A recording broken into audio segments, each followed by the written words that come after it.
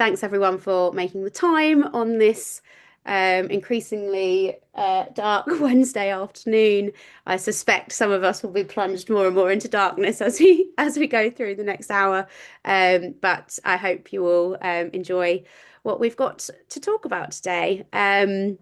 Just before we kick off, I'll remind people what the Edurio Book Club is. We are basically always on the hunt for useful books that both we at Edurio and the network that we work with would find useful. And we try to keep an eye out for newly released books so we can stay up to date with hot topics and new wisdom.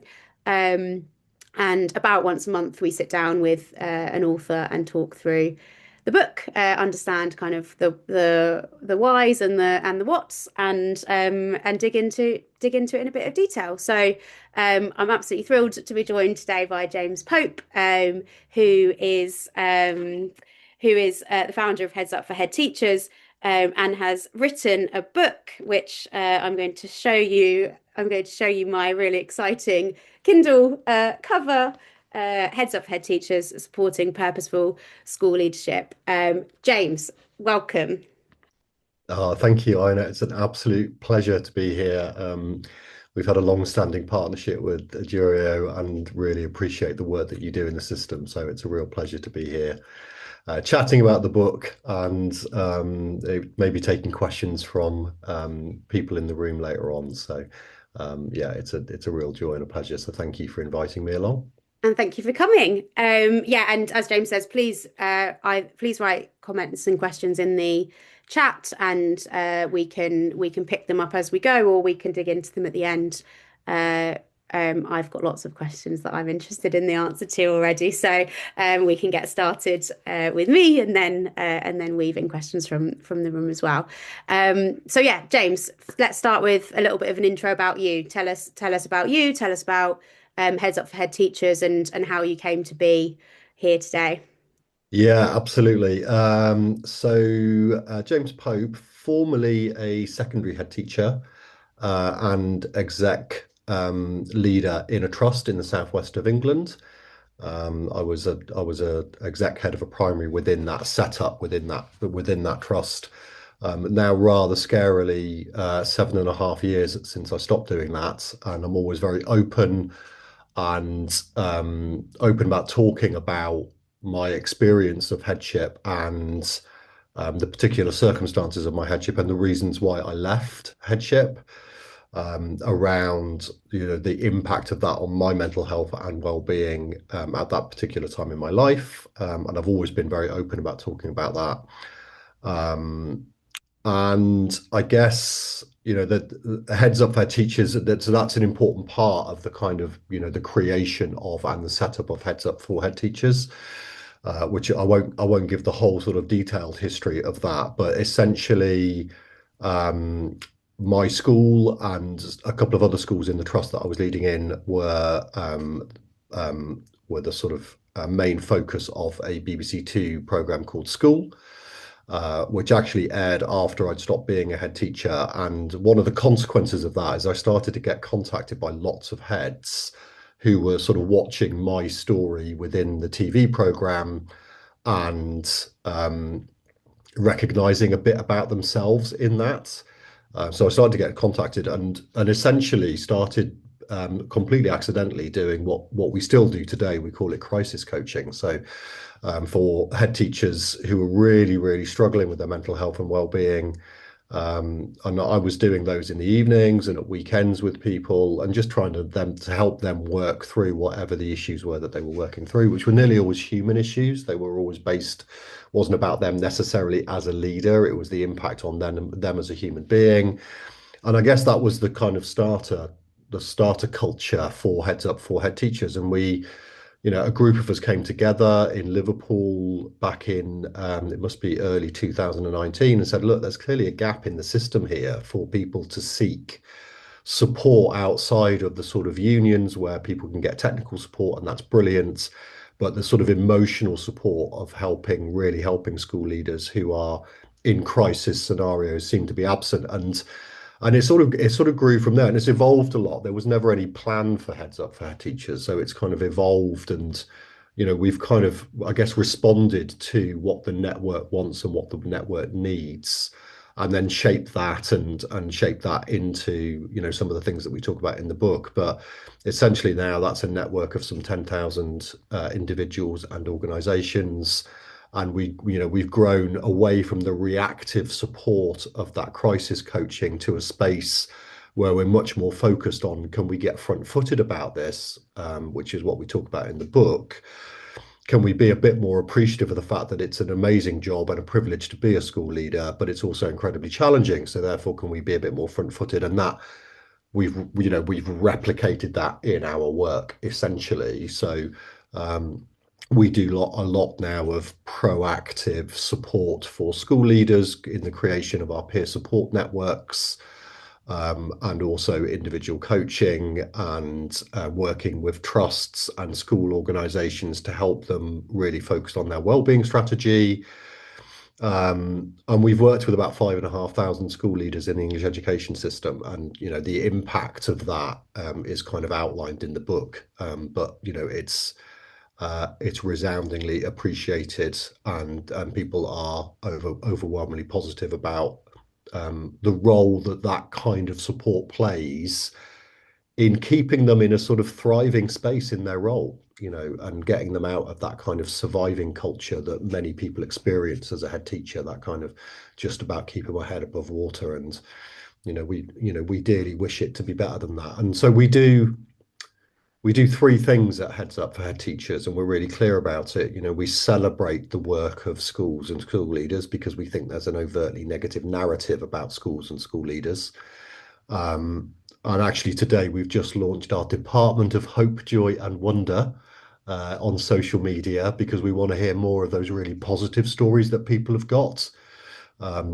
So we launched that today as part of that celebration. The support work, obviously, we talk a lot about in the book, but we also spend a lot of time in the campaign space with partner organisations such as Edurio, but Whole Education, Big Education, ASCL, the NHT, the National Governors Association, working with the DFE to see if we can shift the culture in the system so we are much more intentional and proactive about supporting school leaders in their amazing job, and appreciating that it's also a very challenging one. So that was a very long-winded answer and introduction. No, it was excellent. And yeah, as you were speaking, I was reflecting on the kind of the the unique challenges that school leaders have. And within Edurio, we have our large national surveys and therefore our large national data sets. And what I think is really, really interesting, we look at various questions from kind of what it's like being an employee to what the relationship with the children is like to well-being factors as well. And what's really, really interesting with those in a senior leadership position, they are massively more positive when in response to the question, how often do you feel excited by the work that you do? Yeah, They're also massive. They're not massively because everybody is overworked and stressed, but they are. So where the gap is huge in terms of excitement, they're yeah, also more stressed and more overworked than colleagues in other roles. And it's a really interesting kind of duality. I know before, we'll get into the book in a sec, but I know you talk about joy yeah, and you can sort of see that in our data that there is this excitement, there is this passion and this purpose, but it does also come with a huge amount of stress and a huge amount of work. yeah, yeah, yeah, completely. So should we jump into the book now? Yeah, let's do that. Tell us before we dig into the themes, why did you write it? What was the sort of catalyst for putting pen to paper? Yeah, we kind of thought, well, we thought about it for a while. So I mean, I guess at a really simplistic level, we're a very mission focused network. So as there is with any organization, there is an element of our work that we have to charge money for, but we try always keep that as as low cost as possible. But we're more mission focused than we are business focused, and so there's always been a huge, we still do a huge amount for free, There's a lot of discretionary effort and pro bono support that we offer in the system. And, we're constantly posting, if people are really, really struggling, get in touch with us and you can have one coaching call, two coaching calls, three coaching calls. So that's a big element of what we've done. But the reason why that's relevant to writing the book is we just want it to be better. And there's I'm using the we in the collective sense of the network. We just want things to be better for school leaders so that things are better for young people in their experience of school. And so it sort of felt like a natural. So we talked about it. We talked about it for a couple of years, and we'd actually talked about, because we encourage people to sort of journal quite a lot as part of the support work that we do. So we'd actually thought about writing a journal first, and publishing a journal first, but that's now come second, partly because we were just approached, but it was one of those serendipitous moments. We were approached by a publisher who said, looks like you're doing really great work. Do you think there's a book in it? And we've been having that conversation for about 18 months at that point. We really should write a book.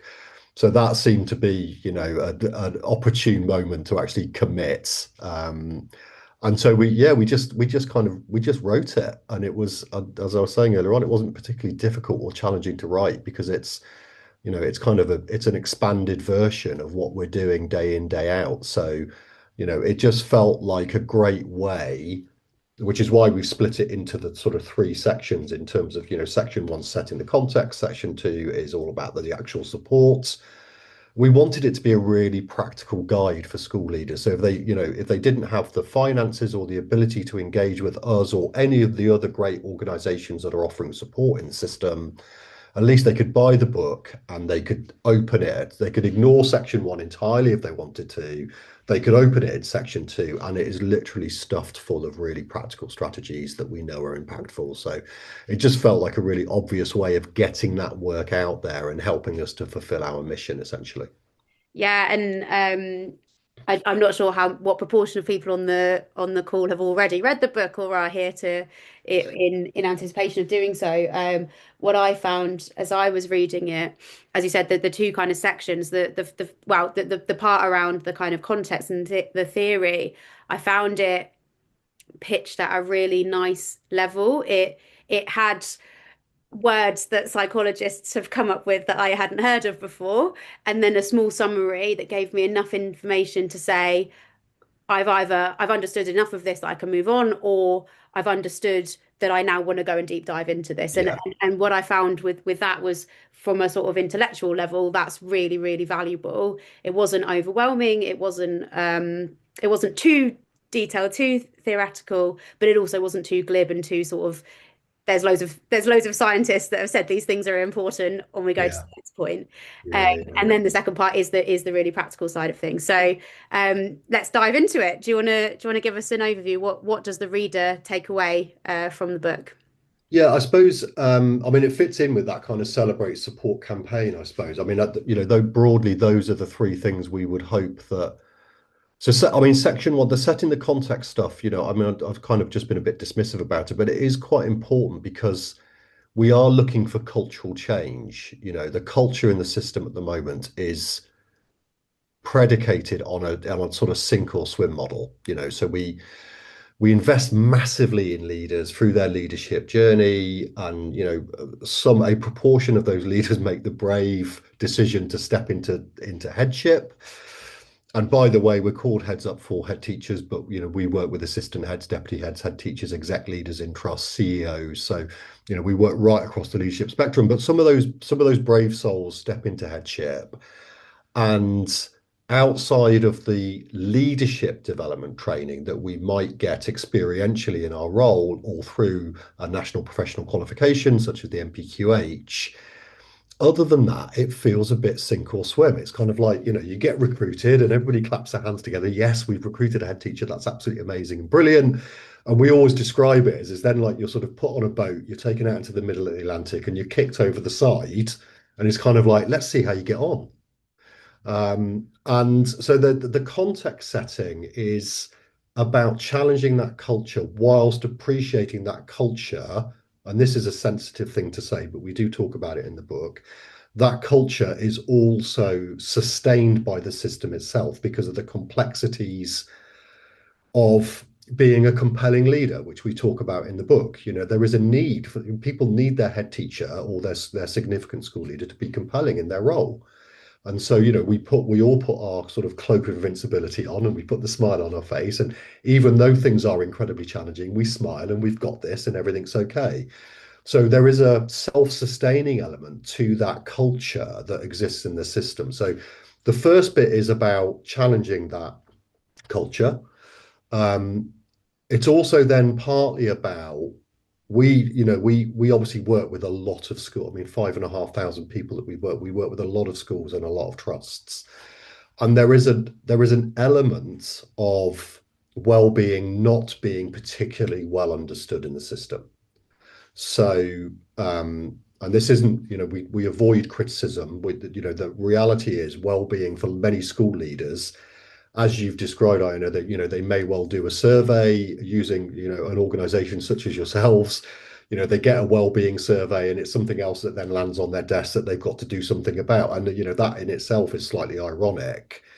But the reality is we, like most things in education, we haven't got huge amounts of resource, we haven't got huge amounts of time.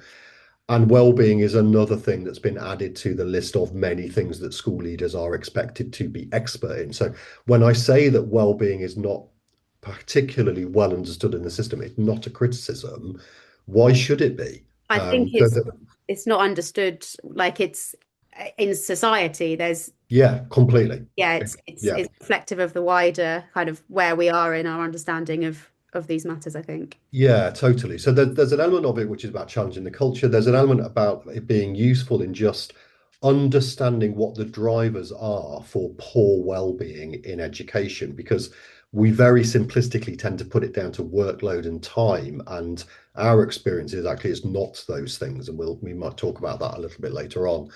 And then the second bit is about just actually, if that's useful, great. If it helps you think about your well-being strategy in your school, awesome. But very practically, then section two is here are our 9 steps to well-being. We've outlined what well-being is. Here are our 9 steps that have been tested, and underneath each step, there are a number of really, really impactful, effective, mostly positive psychology strategies that we know can really support people with their well-being and are self-sustaining. They are sustainable in the long term. So, we would want it to be a really practical guide that people can then make part of their habitual processes, through a working week. So, I guess it's multi-layered in terms of what people are supposed to take from it. But if it's a better understanding of well-being and how well-being impacts the culture, and then here are a series of strategies that I can just put into place that work for me, and therefore my well-being is uplifted. Great, we're happy with that. Yeah, I think one thing that my kind of take the stuff around the strategies is, as you said at the beginning, this is something that is worth picking up, opening at page whatever, Yeah, and taking one strategy and working with it. And I think for me, my big takeaway was on that side, I'm going to have this in my bank of resources of if I feel like I need an intervention with myself, I'm going to go have a look at some of those strategies and see which ones are worth it. And I think on the beginning, the kind of context side of things, I really liked. I'm not sure. I actually don't know if you came up with this or if it's a sort of well understood phenomenon, but the kind of joy to challenge. You didn't call it a spectrum, but a kind of a continuum type. yeah, yeah. I mean, I mean, I'm sure. I wouldn't dare to make a claim for original thinking, but I guess in the context in which we're writing about it, then it's been developed as part of what we do, as part of the context setting, because it's always challenging when you talk about well-being, because the danger is we immediately go to where well-being is absent. And of course, if we're going to be intentional, and we're going to be proactive, because that is part of the culture and the system, we wait for people to break and then we support them. Well, actually, it'd be better if we put the support in place before that happens. So, we would want people to be reading our book, not because they're really, really struggling, although it's useful for people who are in that space, but actually they're flying, right? Mm, And everything's great because then when they do hit, and maybe they won't, but if they do hit a tricky moment, they've then got the tools in their toolkit to address that. Mm. And the joy versus challenge bit is our route to this notion of intentionality. So part of the culture in the system, we present to lots of head teacher groups, and it's nearly all we always nearly always get the same reaction, um, which is it's kind of there's kind of binary thinking. It's sort of it's Jim Collins' tyranny of awe. Okay, so it's the you either have to think it's the best job in the world, Mm. or you know you're struggling with it so much that it's just too challenging and you can't do it, and it's the worst job in the world. And our point is it is both. It's the power of and actually, you know, if we sit there and go, actually, it's a real privilege to be a school leader. It is, you know, we get to make a difference for young people every single day of our working life. Okay. Some people go the entirety of their career and don't have that opportunity. But we get to do it in the work that we're doing. And as leaders, we also get to do that for adults. But we get to do that. We might not do it, but we have the opportunity to every single day. And that is just by its very nature joyful, right? And we've all been there. You know, the thing that will have sustained us as teachers will have been those moments where we're sort of teaching something and suddenly one of the children goes, and they that sort of light bulb moment, and you see it as a teacher, like, oh my God, that's wow. And so we talk about this notion of you know the one of the quotes in the book is something that I got from it was a it was the wall of us it was an anonymous quote, but it was in the wall of a sixth form room in a school that I was visiting, and it was, you know, to be inspired is great, to inspire is incredible. And that, you know, that became quite important as part of that joy versus challenge, because it's a reminder to us. It's easy to sit in the space of this is really difficult and there's too much to do and I haven't got time and when am I supposed to do that and I haven't got the resources and there's not enough money and send is really challenging and people premium is really challenging and etc etc. Of course, it's really easy to sit in that space because those things are present in our day every single day. But that notion of to be inspired is great. We've all been on the receiving of that when our own experience of school, but to inspire is incredible. You know, that is amazing. That's part of the joy of the job, you know, and it's that again is difficult. I remember I did do a presentation once to a group of heads and I put that quote up. And one of the head teachers approached me at the end and he said, oh, thanks, James. So now I've got to be inspiring as well, have I? You know, it's kind of like, I mean, that in itself is an amusing response. The point is we are inspiring. We don't have to be inspiring, you know, but the problem with that inspiration is most of it goes unseen, you know, but we'll have all experienced it. And I'm sure many people on the call have experienced that moment when a former pupil or student has approached us and, you know, in the high street or in a wherever in a shop somewhere and sort of thanked us for, and they probably didn't say it at the time, but that, you know, with years gone past they then say it. And we'll have probably all experienced it with a member of staff who maybe went on to a leadership role and maybe we connected to later on and they, you know, they say, so thank you for that conversation that you had with me, made the big. So it's happening all of the time, but it's the, you know, those moments where we see it are the tip of the iceberg. So the joy's in that. And it's an important point to state and start there, because otherwise you just jump straight into the challenge and that can then be quite a dark place to be, right? So it's just a reminder to us. And so we've got loads of activities in the 9 steps which are helping us to reconnect with the impact that we're having and the inspiration that we're having. So that's where that whole joy to challenge, let's talk about and joy and challenge. And then that enables us to be intentional, because actually what we're doing is we're going, it is a great job and it is very challenging. So therefore, let's put the support in place. Yeah. And the thing for me, I've never been a school leader, but I'm a leader in an organization, and the it really stood out to me as something that, as you said, you can focus on the challenges and you can sort of there is not enough time and not enough of you to go around, and everything is a good idea, you could do all of these things and things would likely get better, but which ones, how are you going to divvy up your kind of finite time and resource? And I think that that sort of sense of joy and that sense of what are the things, there's one of the strategies, I think it's one of the strategies, it's somewhere in the book around kind of taking that walk around the school where your only objective is to Yeah. look for moments of joy. And I think we can forget that actually they are all around if we open our eyes to them. Yeah. And, I mean, the people on the call or the people watching the recording, we find, I mean, the joy of my work is we engage with this every single day. So even though we might be doing coaching or supervision or mentoring, sometimes even counseling for school leaders who are, perhaps more at the challenge end of the spectrum in that particular moment, you know, the joy of our role is it's really easy to reconnect them to their own sense of joy. And, what you're describing is what we call inspirational moments. And, in a school setting, that's so easy. And I'm sure, there'll be people on the call that, um, as if I just describe the activity, I mean, it's so a lot of our strategies, it's so blindingly simple and so low effort, but so impactful.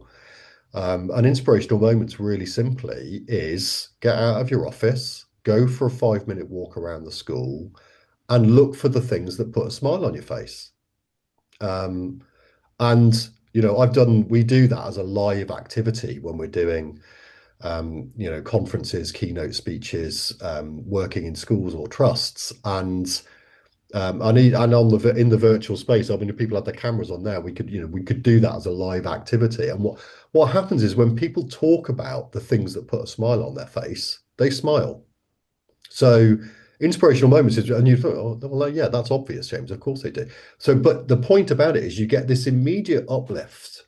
You're getting the hormones that are making, I'm smiling and oh God, that was great. So that's the first thing, but it's multi-layered.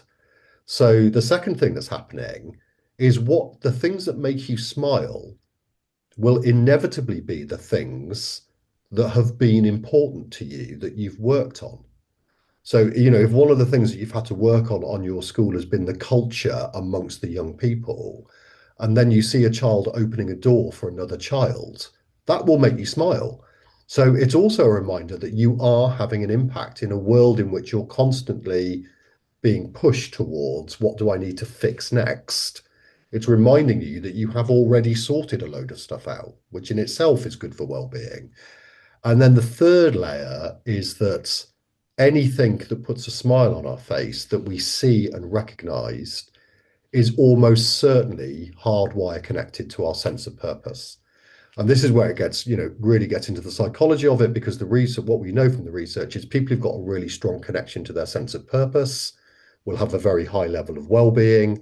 And so what we're doing in that activity is complex and multi-layered whilst being a really simple activity. And it won't be a surprise that when we do that activity live and we say to people, think of an inspirational moment, and then we get people to share it back, never, having done that with thousands of people, never in the experience of having done that, has somebody sat there and gone, oh, the other day I finished writing my Ceph, or I was analysing some. It's always to do with people in the organisation. So the examples that people give are always to do with something that they've seen a child do or something that they've seen an adult do, but it's always connected to this sense. So at a much, much deeper level, it's reminding us that we are engaged in human relationships and human endeavor and developing human beings. And so I say it's working in all kinds of ways in that space. Really cool. And that's just one of the strategies. There's nine in the book. Overall, how are we doing with the strategies? How widely are they adopted by people that you're working with? Are there any that are sort of um that you get any resistance to? People think, oh, it's not worth Yeah, do you know what? I know it's a really good question. The point is we don't actually mind. So we always say to people, if they all work for you, brilliant. Um, but if they don't work for you, that's also so the way when we're doing sort of well-being surveys and we're looking at the impact of the different work, Our point is always not all of the strategies will work for everybody, but some of the strategies will work for everybody. So there are enough of there's the 9 steps, but then each of the 9 steps has got, 3, 4, 5, 6, 7 different things that people can have a go at. And the point is there'll be something in there for everybody to find. So, which is why the feedback that I mean, it's literally it's 100% of the 5,500 leaders that we've worked with would recommend it to somebody else because they will all find something. And often they will find the thing that they need at that time. So the point being, we're meeting leaders where they are rather than saying, do this. What we're saying to them is, what feels right for you at this moment in time? So we're meeting them where they are rather than pushing them into a space where they don't feel comfortable. So yeah, and some of them, I've talked about a very simple strategy. Some of them are quite complex. So, they take a bit more time and a bit more effort, but they're all valuable in their different ways. Maybe it's worth sharing one of the more complex ones so people can see the kind of the range Yeah. of investment that is Yeah, available. so I'll share another simple one, just because people it would be beneficial if people of course save them buy the book, although of course I want you to buy the book. Um, but one of the step number one is being or what we call being honest with yourself. And that's to do with this note. We do have to put the people don't want a school leader walking around a building who's weeping all of the time because it's too overwhelming. So we have to, even though things could be really challenging for us, we have to put that cloak of invincibility on. And let's put the smile on our face. And we have to be a compelling leader. The problem with that is it puts us into a space where we're constantly telling ourselves, so I'm okay.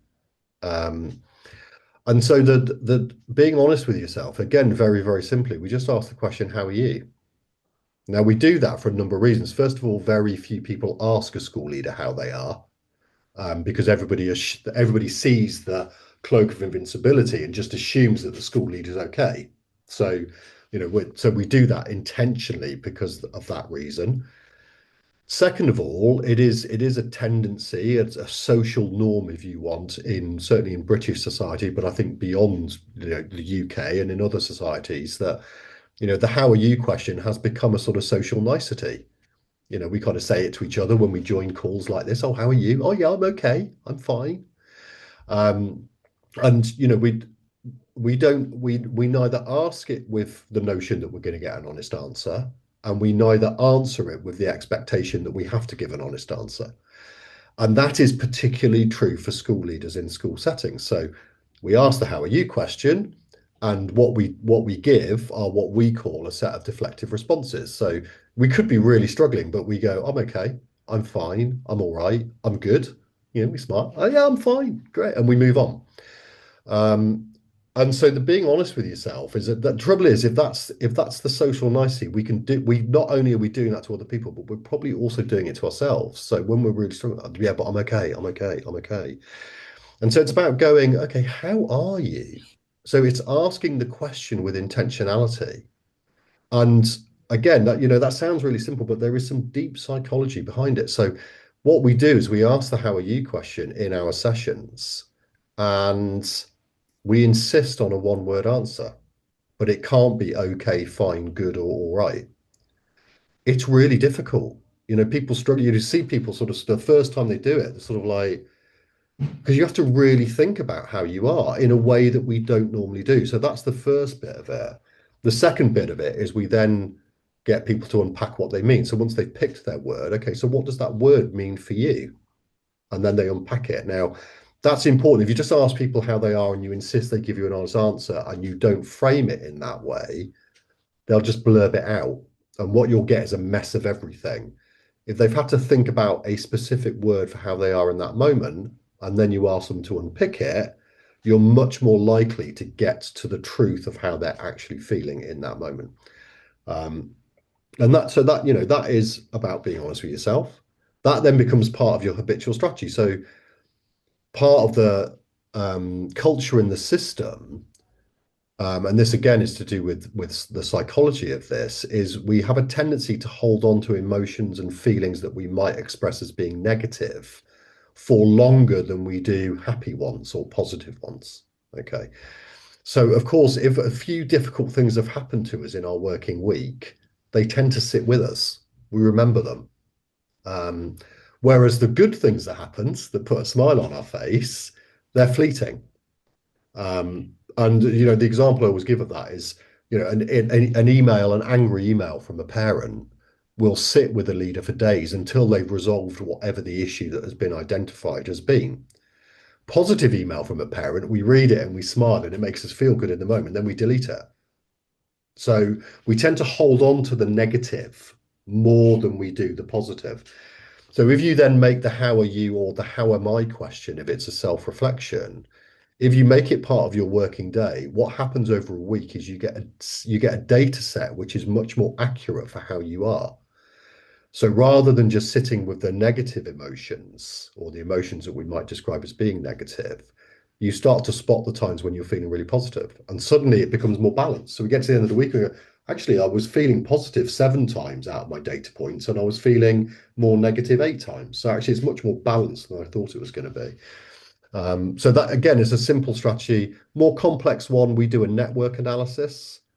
Um, and that's really getting into sort of this one of the 5 issues that our leaders talk about is isolation and feeling isolated. So we do a quite complex network and we get people to map their network. Who's in your network? What's the relationship like with them? Where are you giving energy to that relationship and where are you getting energy back? And is it a relationship or is it a transaction? So that takes a bit of time to think about, and to build that network mapping is quite important, because what that's demonstrating at a simple level is you're not alone. You're not isolated. You might feel that you are sometimes, but you're not. But there's a deeper bit of it then where we get people to look at the things that are in their network. And what we tend to find when we do that deeper analysis is most head teachers or school leaders' networks are formed by other people or organizations that are in the strategic and operational load of the school. So it's all about the work of the school. What tends to be missing is anything to do with well-being or support and anything to do with nourishment. So Mm, one of the things we talk about is actually what's fueling the fire in your belly. Where do you get excited about education? Because we're all in it because we want to make a difference for young people. And where do you get that kind of like, yeah, come on, let's do this? We're excited about it. So, there's a complexity to that activity that takes a bit more time. that's really interesting, and I think that happens in your kind of social life, that you'll have a balance of you might get more nourishment from some people, or I'm sorry, my cat is about to attack That's all right. the desk, so I'm going to be slapping away. The cat is more than Um, welcome. oh yeah, yeah. Thank you for sharing both those. One thing that was interesting for me as I was reading is about how much. Here he comes. Hello, cat. Hello, Wolf. He's just going to sit there and mind his business now. Yeah, one thing that kind of came out of the book is the extent of self-reflection that is kind of encouraged. And I think the strategy you spoke about there is kind of the how are you thing, and sort of really being able to be truthful with yourself, and taking off that cloak of responsibility. But I think it kind of feeds through the entire book a sense of a deeper understanding of how you're really doing. And one thing I was wondering as I was reading it is kind of, to what extent is it on us as school leaders? I'm not a school leader, but to what extent is it as on us as school leaders to kind of look inside ourselves and diagnose where the challenge is, and what the strategy is, versus um, taking a wider perspective and getting kind of input from outside. Yeah, I did. It's a really good question. I mean, I like most things. I think it's not an either or. I think it's a balance of both. Um, but one of the things that I mean, yeah, it's interesting. You can ask the question: when did well-being become a thing? Mm, Right? When did it have to become something that we had to fight for? You think about Maslow's levels. You kind of think that surely there's an expectation that most people in society are feeling well, physically or mentally. But mental health and well-being seems to have become a thing in the last sort of 10, 11, 12 years. So there is an immediate question around that. It's actually, when did that become a thing? When did my sort of um, psychological well-being become something that I had to fight for? Hmm. So that is an interesting point of self-reflection. But the next bit, which lots of school leaders find helpful when we work with them in their school, is I think, um, we've also fallen into the trap of thinking that our well-being is somebody else's responsibility. It's not, it's ours. It's up to us to decide what we need to look after our well-being. And I mean, that's sort of slightly ironic given what I was saying earlier about well-being surveys for leaders, and often what happens is it's like, okay, so my well-being's not great. What are you going to do about it? Now, obviously, leaders can create the culture and the environment in which people can flourish, but you can't address everybody. So the point I'm making is, of course, there has to be an element of self-reflection. If there isn't, we're not being honest with ourselves, and therefore we're not going to take the appropriate actions that we need to take. And that's no different to recognizing that maybe you've become a bit unfit and unhealthy and you need to go to the gym, but you're sat there on a I don't know, Wednesday evening with a glass of wine and a big bag of chips. It's kind of like, what we know is good for us versus what we can actually put into action are not always the same thing. So, like anything, it's a practice and it's a habit that we have to form around self-reflection, being honest with ourselves, thinking about where we are and how we're feeling about stuff. That is an important part of the practice, that we are able to do that. um in terms of, it can be hard to see that yourself sometimes, which is where you then get the value of our peer support groups or something like, coaching relationship or a supervision relationship, because sometimes that holds a mirror up to you, because sometimes we can't see it, right? And it's like, actually, I'm just not sure. Um, and that again happens because we do see a lot of masking and a lot of covering up, the cloak of invincibility, and it's about sort of being able to navigate that in a really psychologically safe space. And that is part of the reason why we work with school leaders and head teachers in particular. It can be really difficult for school leaders and head teachers to find a psychologically safe space because of the accountability agenda. So actually, you may have a really great relationship with your trust CEO or your line manager in a trust or your chair of governors. It might be brilliant, but ultimately they hold the accountability agenda over you. So you cannot be totally honest with them. Um, and so finding other places where you can be, it feels psychologically safe to be entirely honest about how you are feeling is an important part. And, that's part of our campaign work, is to shift that culture so that is more readily available for more leaders. Mm. Yeah, I think it's really interesting, and it's sort of that, like you said, that sort of knowing what's right, what's good for you, and being able to sort of look from the outside in, but then whether or not you can actually kind of tackle it. I know certainly I've had kind of grumpy weeks where Yeah. if, Yeah. if this week you said something to me, I might think, okay, fine, sounds good. 2 weeks later, it might be sort of, I Land in might a be really annoyed about what you said. completely different, yeah, You've said the completely. same thing. And so I know in my rational mind that Yeah. my response should be the same. But because of Yeah. what's going on around it, Completely. I've responded really differently. And so being able to, well, and I've either responded in my head really differently and put my cloak of invincibility on and responded consistently because I'm a leader and I should therefore um, be consistent, Completely. or I've had a moment of weakness and I've Yeah, yeah. so on. So And context is really, really important. And, again, that sort of leads into I guess one of the other things that we challenge often when people talk about well-being, one of the first things that comes up is workload and time. And we challenge that. Um, I mean, you can never be, it's never the case where it's never that. But actually, I don't think it's as simplistically that as we think it is. And, often, I mean, step number two is recognizing the barriers to what's stopping you from seeking support or getting appropriate support. And one of them is nearly always time. I haven't got time. I haven't got time to look after myself. Now, obviously, there's some stuff to be challenged in that. Okay, so great, you haven't got the time to look after yourself, and what happens when you're at the point where there's nothing left? Yeah. Okay, do you find the time then? It's, is there inevitability around that? So that's the first point.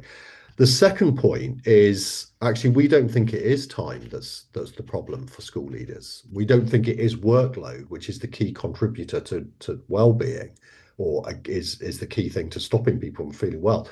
It's their energy levels. Yeah. We always describe it. I mean, if I gave the school leaders that on the call, if I gave everybody a to-do list in September when you've come back from the school holidays and you're feeling reasonably rested and recharged and you're ready to go again, you'd probably chew through it. Yeah, great. Okay, let's get on with this. This is brilliant, fantastic. Let's do these things. If I gave people exactly the same to-do list in the third week of November, Yeah. their energy levels for approaching it would be entirely different. So one of the things that we do is we help people to map their energy flow through a week and also then across the entirety of a school year.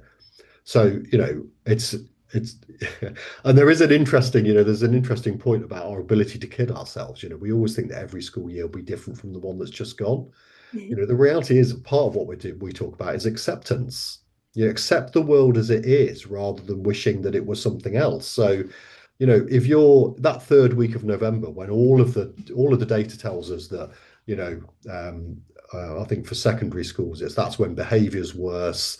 Teachers are at their lowest ebb and their tempers are short. Christmas is too far away. October half term feels like a lifetime ago. It's that 15-week term and you're really kind of like everybody's really struggling. If you're planning to sit down and do something really strategic at that point, from an energy flow point of view, that's probably a big mistake. Mhm. So don't do it. Look, so if we appreciate the energy arc of a school year, then again, that can help us in a really practical way in terms of the work that we do and when we do it. So context is really, really important. Yeah. Nice.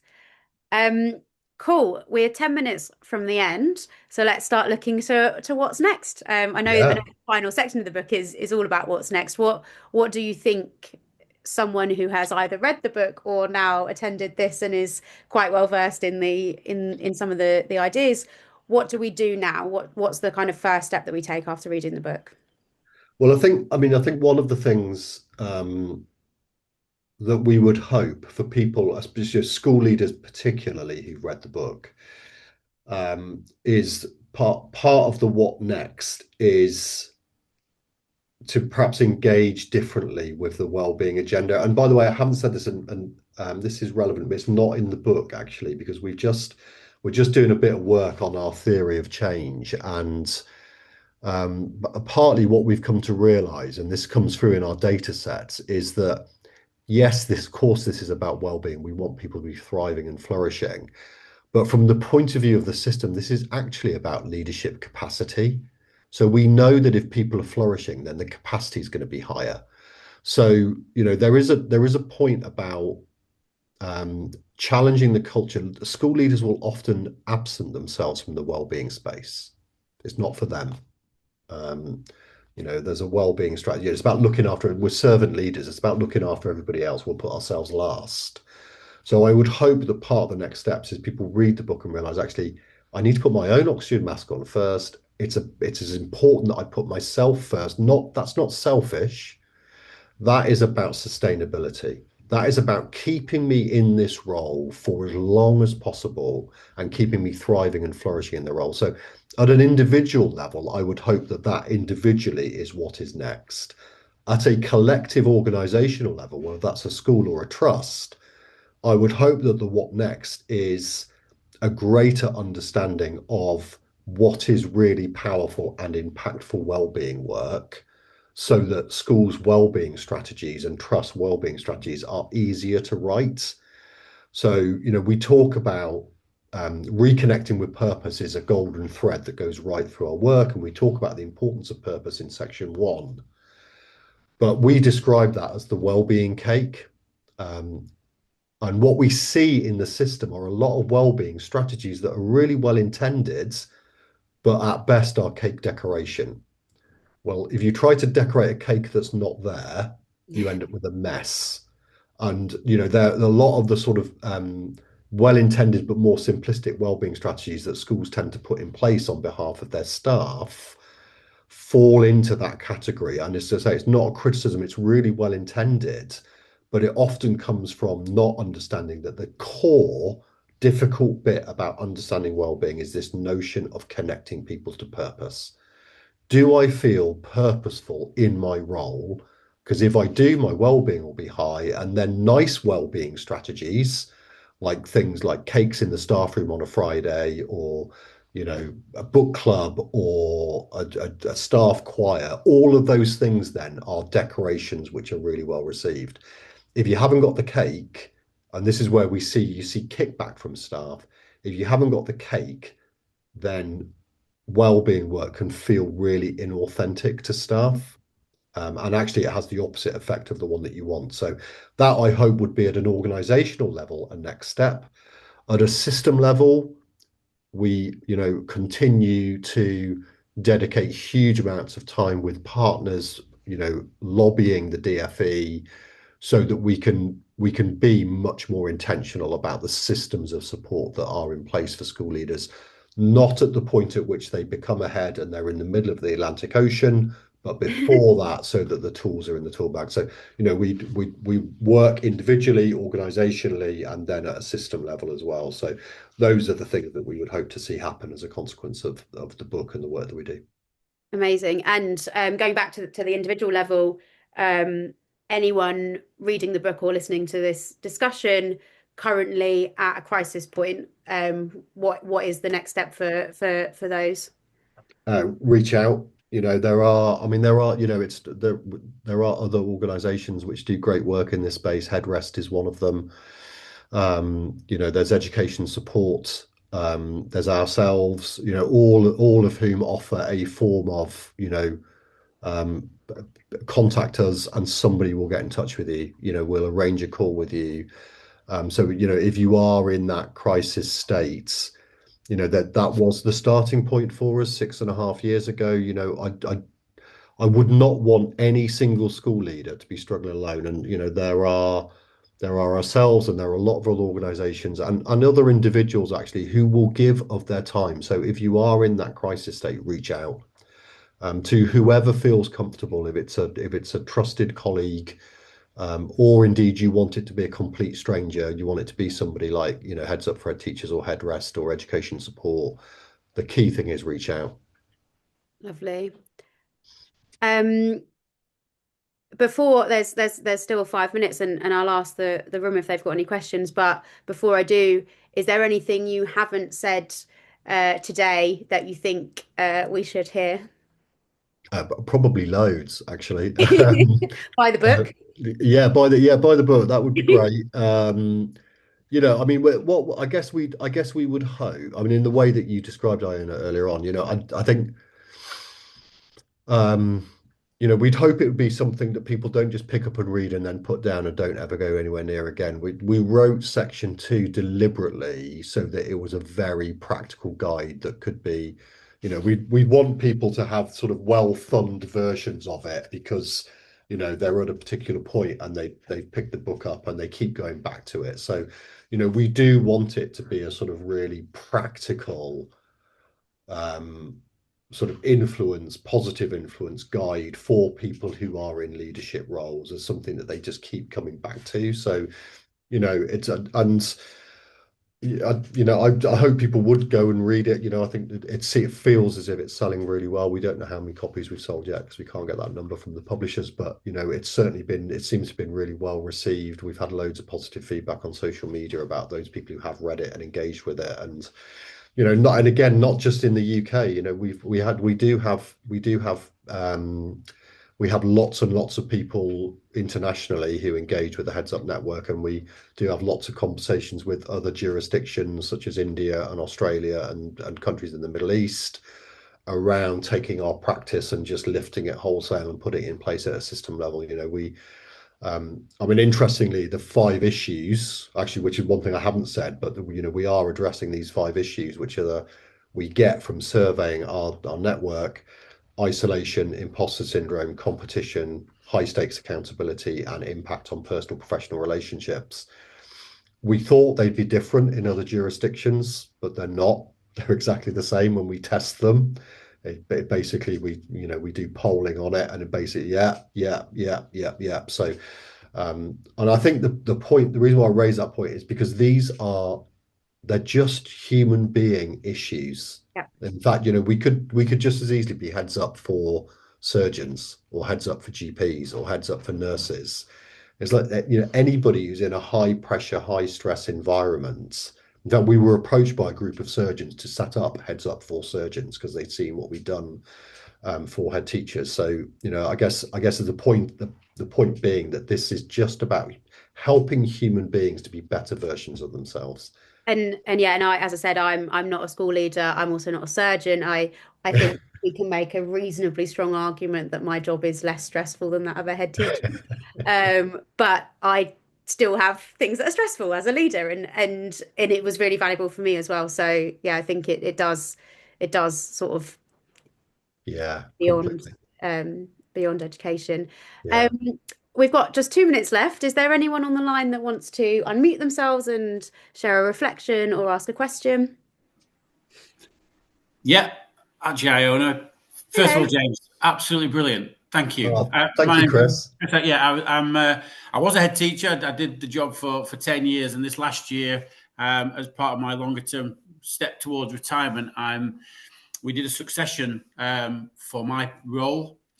So we appointed a deputy with the intention of them becoming head of school this year with Right, my support. And at the same time, in our other trust school, due to other sad circumstances, their deputy had found himself in the same position. So actually, this year, as executive, I'm effectively working with them and right. helping them navigate through the first year of headship as heads of Yeah, school and yeah. preparing them for head teacher. And all of this that you're saying just resonates so much in Brilliant. terms of the experience I've had as a head, and I'm now able to sort of help with them. And I've actually ordered the book because I think it'll help me now in my role. It's that Great. conscious competence, isn't it? You Yeah, listen to somebody, you think, oh, I know that. I could have written yeah, that yeah. book. I couldn't, but it's absolutely, yeah, absolutely fabulous. So thank you for your time, and I wasn't Chris, it's sure a what to pleasure. expect really, and so I'm really pleased that I've had the opportunity to tune in. So brilliant, thank you. Chris, it's an absolute pleasure. And I think, there is I mean, I get that this comes through in some of the case studies in the book, actually, because it is also peppered with case studies from people in the network. Um, and part of the cultural shift is that part of the trouble with that cloak of invincibility stuff is it kind of plays out in the spaces where head teachers meet. And that's where the interesting enough, imposter Mm, syndrome is spiked more in head teacher meetings than it's spiked anywhere else. yeah, It's that, but so we go, and of course we're all presenting ourselves at our best, right? Oh yeah, our school's got it cracked. Pupil premium, no worries at all. Send, yeah, we sorted that years ago. Of course, everybody else in the room is sat there going, "Oh, I haven't done that yet. I need to crack on with that." And so we kind of do it to ourselves, right? And so part of the cultural shift is about getting people to be like vulnerable and honest, not in a unpsychologically safe way, but actually, he's put your hand on it. Actually, do you know what? I'm not feeling okay at the moment, and that's fine. It's not an admission of failure. I think part of the problem in the system is if we say we're not okay, that will be perceived as an admission that we failed, yeah. and so we just don't say it.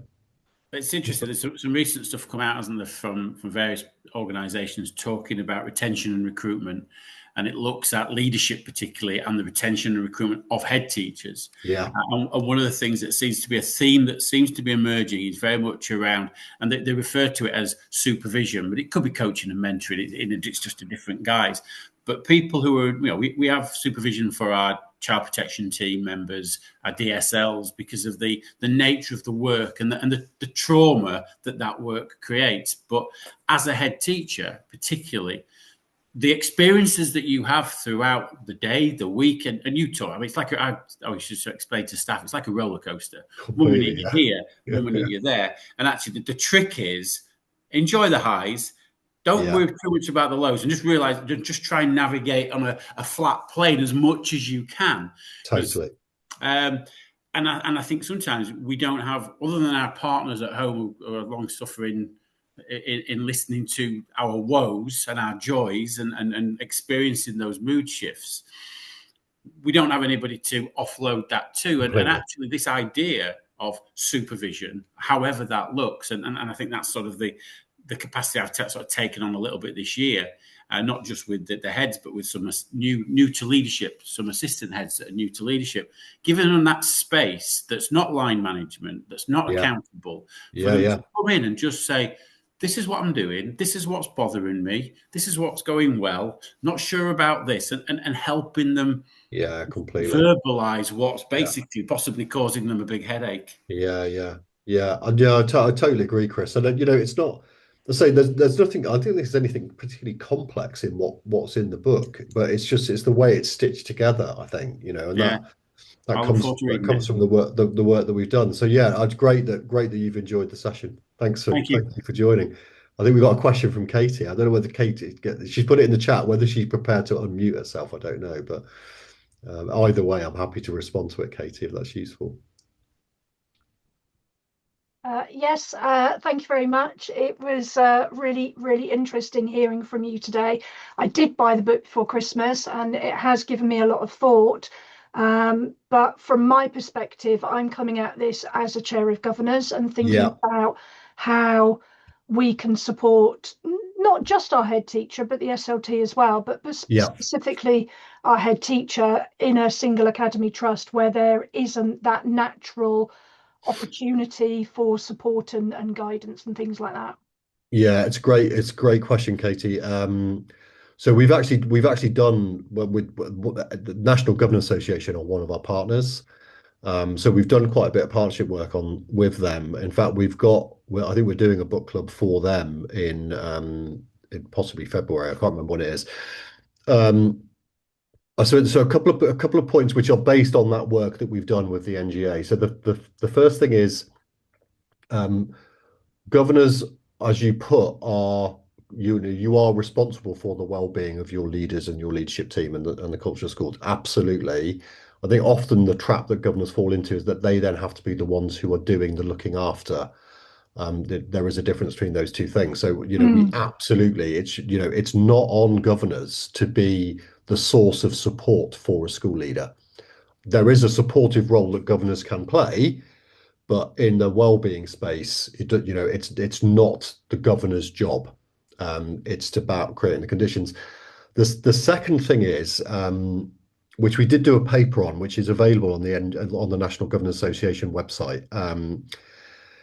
Is this is to again, it's sort of linked to the culture in the system. So it's often the case that what happens is we, as governors, when we've recruited a head teacher, we're so excited about the fact that we got one. It's like, yes, we recruited somebody.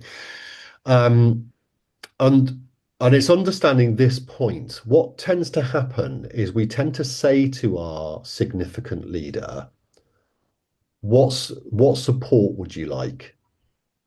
And because of the cloak of invincibility, especially at the point at which we've recruited them, bearing in mind, if we think about it, we've just spent 2 days putting this person through the absolute mill, right?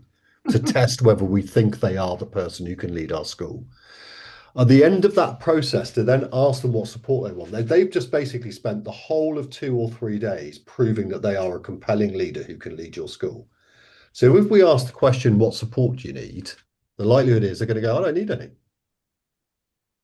If we just really subtly reframe it, so if we say to that leader, this is the support that we have available, which bit of it would you like to access first? And that might be a suite of things like coaching, mentoring, supervision, peer support, whatever.